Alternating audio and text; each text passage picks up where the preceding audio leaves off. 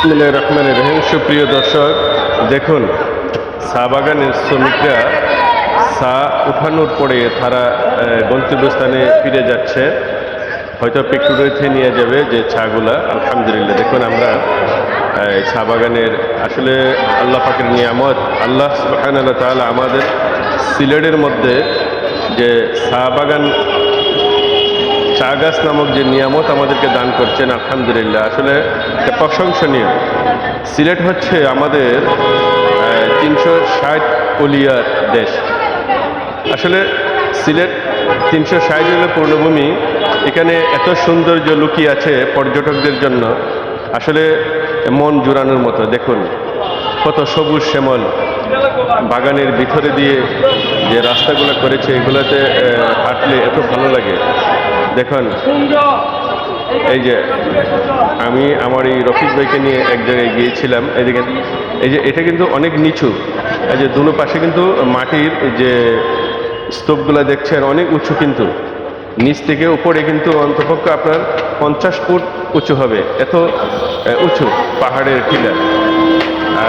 দেখেন এই বট গাছগুলা কতশো বছর আগে আল্লাহই বলতে পারবে, অনেক সুন্দর এবং নিয়ামত। এগুলো আমাদেরকে অক্সিজেন দান করেন। এই দেখেন অক্সিজেন দান করেন। দেখেন আসলে এখানে যে বিষয়টা হচ্ছে, দেখেন অনেক পুরাতন হওয়ার কারণে বট গাছের থেকে যে শিকড়গুলা মাটিতে